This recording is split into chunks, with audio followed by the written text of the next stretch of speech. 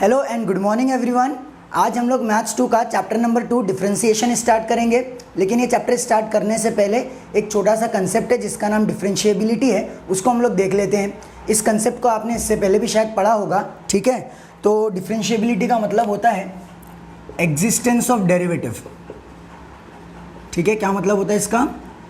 Existence of derivative, यानी कि किसी फंक्शन के लिए किसी पॉइंट पे अगर हम लोग डेरिवेटिव निकाल सकते हैं, डिफरेंशिएट उस फंक्शन को कर सकते हैं उस पॉइंट के लिए, इसका मतलब उस पॉइंट पे वो फंक्शन डिफरेंशिएबल है।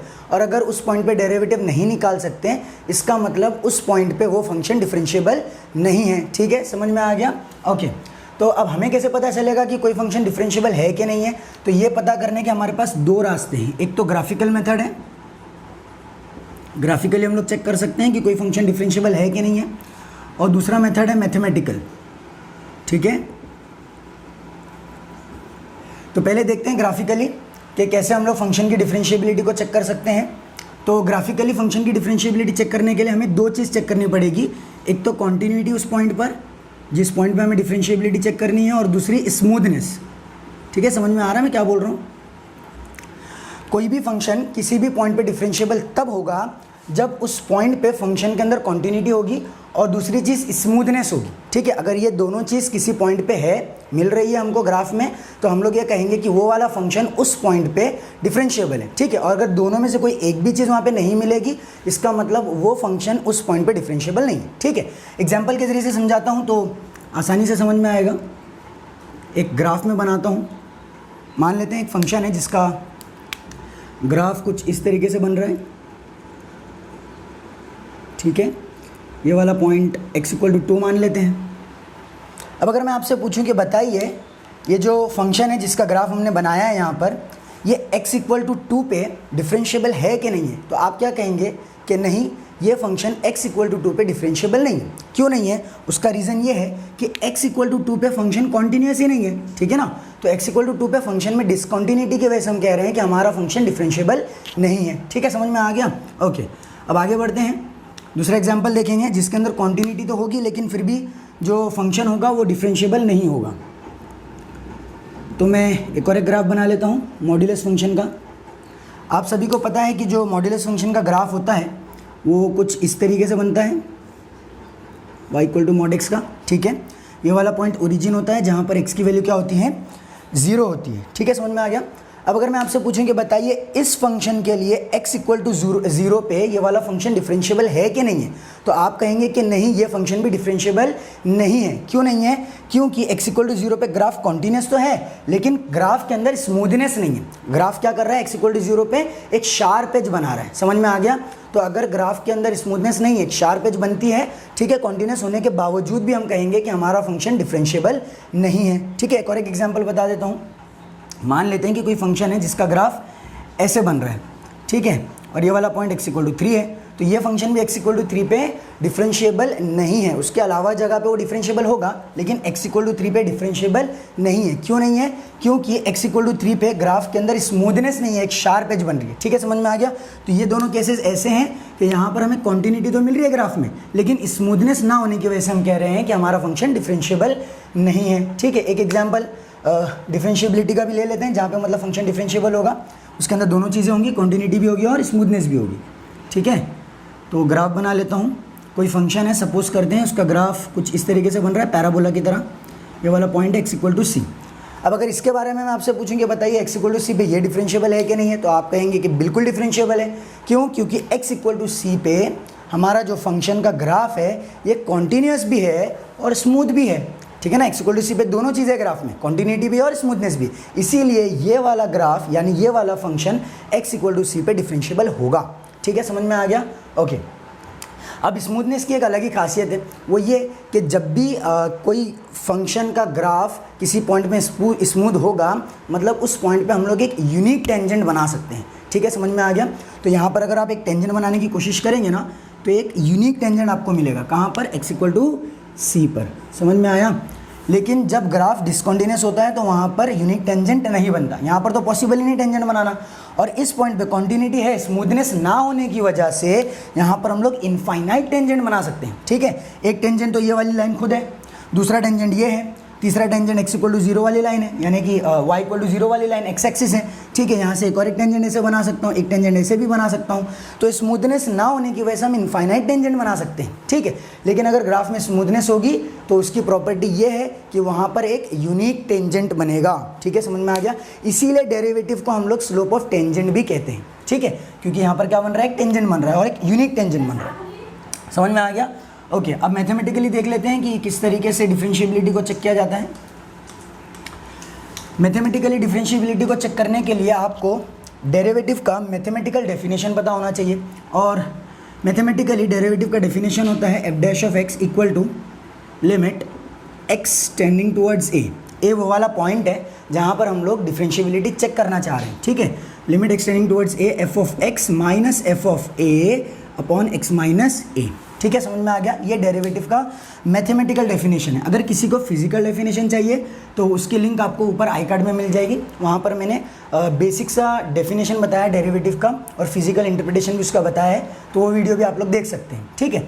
तो फिलहाल अभी इसके ऊपर फोकस करते हैं। ये मैथमेटिकल डेफिनेशन है डेरिवेटिव का, ठीक है। x इक्वल टू ए पे हम लोग क्या करना चाह रहे हैं, डेरिवेटिव निकालना चाह रहे हैं। तो हम लोग क्या करेंगे, ये देखेंगे कि ये वाली limit x tending towards a f x minus f a upon x minus a ये एग्जिस्ट कर रही है कि नहीं कर रही है। अगर ये वाली लिमिट एग्जिस्ट कर रही है, इसका मतलब हमारा फंक्शन x इक्वल टू ए पे डिफरेंशिएबल है, ठीक है, समझ में आ गया। और अगर ये लिमिट एग्जिस्ट नहीं करेगी, इसका मतलब हमारा फंक्शन डिफरेंशिएबल नहीं है। और हमने लिमिट्स में पढ़ा है कि कोई भी लिमिट तब एग्जिस्ट करती है जब लेफ्ट हैंड लिमिट और राइट हैंड लिमिट दोनों भी कैसी हो, इक्वल हो और फाइनाइट हो, इक्वल हो और फाइनाइट हो, ठीक है। जब लेफ्ट हैंड लिमिट और राइट हैंड लिमिट दोनों भी इक्वल हो जाए और फाइनाइट वैल्यू दे, इसका मतलब लिमिट एग्जिस्ट कर रही है, ठीक है। तो ये वाली लिमिट भी तभी एग्जिस्ट करेगी जब इसकी लेफ्ट हैंड लिमिट और राइट हैंड लिमिट दोनों भी इक्वल हो। तो इसकी लेफ्ट हैंड लिमिट को कैसे लिखेंगे, इसकी लेफ्ट हैंड लिमिट को लिखेंगे limit x tending towards a from negative side of a, from left side of a, ठीक है, f of x minus f of a upon x minus a, समझ में आ गया। और इसकी जो राइट हैंड लिमिट है वो ऐसे निकलेगी, limit x tending towards a from positive side of a f of x minus f of a upon x minus a, ठीक है। अब जो एक्सप्रेशन मैंने यहाँ पर लिखा हुआ है, ये वाला या ये वाला, आपको अलग अलग टेक्स्ट बुक में अलग अलग तरीके से भी मिल सकता है। मुझे ये वाला तरीका ज़्यादा अच्छा लगता है, इसीलिए मैंने इस तरीके से इसको लिखा हूँ, ठीक है। अब एक और एक चीज़ है यहाँ पर, जब हम लोग डिफरेंशिएबिलिटी के टर्म्स में बात करते हैं, यानी कि जब हम लोग डिफरेंशिएबिलिटी चेक करने के लिए लेफ्ट हैंड लिमिट और राइट हैंड लिमिट की बात करते हैं, तब इस लेफ्ट हैंड लिमिट और इस राइट हैंड लिमिट का एक स्पेशल नाम होता है और उसको कहा जाता है left hand derivative and right hand derivative, ठीक है, समझ में आ गया। लेफ्ट हैंड लिमिट को क्या बोलेंगे, लेफ्ट हैंड डेरिवेटिव, शॉर्टकट में LHD, और राइट हैंड लिमिट को बोलेंगे RHD, ठीक है। तो किसी भी पॉइंट पे फंक्शन कब डिफरेंशिएबल होगा मैथमेटिकली, जब लेफ्ट हैंड डेरिवेटिव और राइट हैंड डेरिवेटिव दोनों इक्वल हो जाए और फाइनाइट हो जाए, समझ में आ गया। तो अगर कोई भी आपको बोलेगा कि बताइए इस पॉइंट पे ये फंक्शन डिफरेंशिएबल है कि नहीं है, तो आप क्या करेंगे, उस पॉइंट पे लेफ्ट हैंड डेरिवेटिव निकालेंगे, राइट हैंड डेरिवेटिव निकालेंगे और देखेंगे दोनों इक्वल और फाइनाइट है कि नहीं। दोनों इक्वल और फाइनाइट है, इसका मतलब हमारा फंक्शन डिफरेंशिएबल है, ठीक है। अब एक एग्जांपल देख लेते हैं हम लोग कि कैसे डिफरेंशिएबिलिटी को चेक किया जाता है। एक फंक्शन हमको दिया हुआ है जिसका डेफिनेशन है x minus one for the values of x less than 1, और उसका डेफिनेशन है x minus one the whole square for the values of x greater than और इक्वल टू 1, ठीक है। ओके, तो x की वैल्यू अगर 1 या 1 से बड़ी होगी तो हम लोग इस फंक्शन का इस्तेमाल करेंगे, और x की वैल्यू 1 से छोटी होगी तो इसका इस्तेमाल करेंगे। और हमें क्या करना है, x इक्वल टू 1 पे फंक्शन की डिफरेंशिएबिलिटी को चेक करना है, ठीक है। तो हमें पता है कि डिफरेंशिएबिलिटी चेक करने के लिए हम लोग क्या देखते हैं कि LHD और RHD इक्वल है कि नहीं है, ठीक है। अगर LHD और RHD दोनों भी इक्वल है और फाइनाइट है, इसका मतलब कि हमारा फंक्शन उस पॉइंट पे डिफरेंशिएबल है। और अगर ये दोनों इक्वल नहीं है, इसका मतलब हमारा फंक्शन डिफरेंशिएबल नहीं है, ठीक है, समझ में आ गया। तो LHD निकालेंगे पहले। LHD मतलब कि लेफ्ट हैंड लिमिट कैसे निकलेगी, लिमिट x टेंडिंग टूवर्ड्स 1, ठीक है ना, क्योंकि 1 पे चेक करना है इसके लिए, फ्रॉम लेफ्ट ऑफ 1, यानी कि वो वैल्यूज़ जो 1 से छोटी है, F x minus f of 1 upon x minus 1, ठीक है। अगर आपको डेफिनेशन याद होगा तो हम लोग ने क्या किया है, ए की जगह पे 1 को रखा है क्योंकि हमें 1 पे चेक करना है, ठीक है। ओके, अब इसको फर्दर सॉल्व करेंगे तो हमको मिलेगा limit x tending towards 1 from negative side, F x की जगह क्या लिखना ये सवाल उठता है, और F1 की जगह पे क्या लिखना ये भी सवाल है, ठीक है। तो हमें पता है कि x की वैल्यू 1 से छोटी है ना, 1 माइनस यानी कि 1 से छोटी है, और 1 से छोटी के लिए हमें कौन सा फंक्शन इस्तेमाल करना है, x माइनस 1 वाला। तो एफ एक्स की जगह क्या लिखेंगे, x माइनस 1, ठीक है। और f(1) के लिए क्या करना पड़ेगा, fx में x की जगह पे 1 रखना पड़ेगा। लेकिन x = 1 के लिए फंक्शन कहाँ पर डिफाइंड है, यहाँ पर, ठीक है। तो fx में क्या करेंगे, x की जगह पे 1 रखेंगे तो अपने को क्या मिलेगा, f(1) मिलेगा। तो f(1) की वैल्यू हो जाएगी 1 - 1 द होल स्क्वायर यानी कि 0। तो f(1) की वैल्यू क्या आ गई, 0, और नीचे आएगा x - 1। ठीक है, समझ में आया। इसको सॉल्व करेंगे, अपने को मिलेगा x - 1 - 0 यानी कि x - 1 अपॉन x - 1, कैंसिल हो गया, 1 बचा, 1 पे लिमिट लगाओगे तो 1 ही मिलेगा। ठीक है, यानी कि लेफ्ट हैंड डेरिवेटिव की वैल्यू क्या आ रही है, 1 आ रही है ना। इसको साइड में लिख के रख देते हैं। लेफ्ट हैंड डेरिवेटिव क्या है अपना, 1 आया। अब क्या करेंगे, राइट हैंड डेरिवेटिव कैलकुलेट करेंगे। ठीक है, ओके,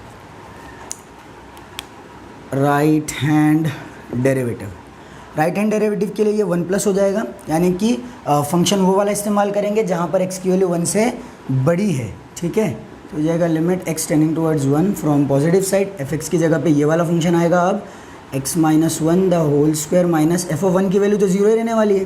ठीक है ना, x - 1, okay, limit x tending towards 1 positive side, x - 1 the whole square minus 0, यही बचेगा, एक x - 1, एक x - 1 कैंसिल हो गया, तो अपने पास बचा x - 1। ठीक है, लिमिट सब्स्टिट्यूट कर देते हैं डायरेक्ट, क्योंकि इनडिटर्मिनेट फॉर्म जाएगा नहीं, तो x की जगह डायरेक्टली 1 रखूँगा तो मुझे मिलेगा 1 - 1 यानी कि 0। ओह, तो RHD की वैल्यू क्या आ रही है, 0 आ रही है। LHD कितना आया था, 1 आया था, और RHD कितना आ रहा है, 0 आ रहा है। इक्वल है क्या दोनों, नहीं इक्वल है। LHD is not equal to RHD, इसीलिए हमारा फंक्शन x = 1 पे डिफरेंशिएबल नहीं है। ठीक है, समझ में आ गया। ओके, तो ये तरीका है जिससे हम लोग डिफरेंशिएबिलिटी को फंक्शन की चेक करते हैं। ये एक्चुअल तरीका है जिसमें हम लोग क्या करते हैं, लिमिट्स का इस्तेमाल करते हैं। एक शॉर्टकट भी है जिसके ज़रिए से हम लोग डिफरेंशिएबिलिटी को चेक कर सकते हैं, और वो मेथड मैंने कॉन्टिन्यूटी करते वक्त एक क्वेश्चन में बताया था, फिर से बता देता हूँ। ठीक है, हमें पता है कि LHD के लिए हम लोग क्या करते हैं, जिस पॉइंट पे चेक करना है उससे छोटी वाली वैल्यू का फंक्शन को कंसिडर करते हैं। ठीक है, यानी कि यहाँ से इस फंक्शन से अपने को क्या मिलेगा, LHD, और इस फंक्शन से क्या मिलेगा, RHD। ठीक है, क्योंकि ये 1 से छोटी वैल्यूज़ के लिए डिफाइंड है और ये 1 से बड़ी वैल्यूज़ के लिए डिफाइंड है। ठीक है, अब LHD कैसे निकलेगा, तो LHD निकालने के लिए हम लोग इसको डिफ्रेंशिएट कर देंगे डायरेक्टली। ठीक है, और x की जगह पे 1 रख देंगे डिफ्रेंशिएट करने के बाद। तो अगर मैं इसको डिफ्रेंशिएट करूँगा तो मुझे मिलेगा LHD, इसको डिफ्रेंशिएट करने पे 1 आएगा आंसर। ठीक है, इसमें तो कोई वेरिएबल बचा ही नहीं, तो x की वैल्यू 1 रखेंगे कहाँ, तो फाइनल आंसर LHD का 1 आ रहा है। ये शॉर्टकट तरीका है। ठीक है, RHD निकालेंगे। RHD कैसे निकलेगा, इसको डिफ्रेंशिएट करके, इसको भी डिफ्रेंशिएट कर देते हैं। आई होप कि बेसिक से डिफ्रेंशिएशन आपको आता ही होगा। तो इसको x समझेंगे, x² का डेरिवेटिव होता है 2 × x। ठीक है ना, और जिसको x समझे हैं उसका भी डेरिवेटिव निकालेंगे, चेन रूल है ना, x - 1 का डेरिवेटिव हो जाएगा 1। तो हमारे पास RHD में क्या बचा, 2x - 2 बचा। ठीक है, डिफरेंशिएबिलिटी कहाँ चेक करनी है, x = 1 पे, तो x की जगह पे 1 रख देता हूँ यहाँ पे, तो ये हो जाएगा 2 × 1 = 2 - 2, 2 × 1 = 2 - 2 यानी कि 0 हो गया। तो RHD की वैल्यू क्या है, LHD 1 आया था और RHD कितना आ रहा है, 0 आ रहा है। दोनों भी इक्वल है क्या, नहीं इक्वल है। LHD is not equal to RHD, इसीलिए हमारा फंक्शन x = 1 पे डिफरेंशिएबल नहीं है। दूसरा क्वेश्चन ये वाला है, ऑब्वियसली आप लोग को सॉल्व करना पड़ेगा। ठीक है, तो ये होमवर्क है, इसको सॉल्व करिए और बताइए कि x = 3 पे हमारा फंक्शन डिफरेंशिएबल है कि नहीं है। कहाँ बताएंगे, कमेंट सेक्शन के अंदर। समझ में आ गया। तो आई होप कि आपको डिफरेंशिएबिलिटी का कंसेप्ट क्लियर हो गया है। अब हम लोग क्वेश्चंस की तरफ बढ़ेंगे। ठीक है।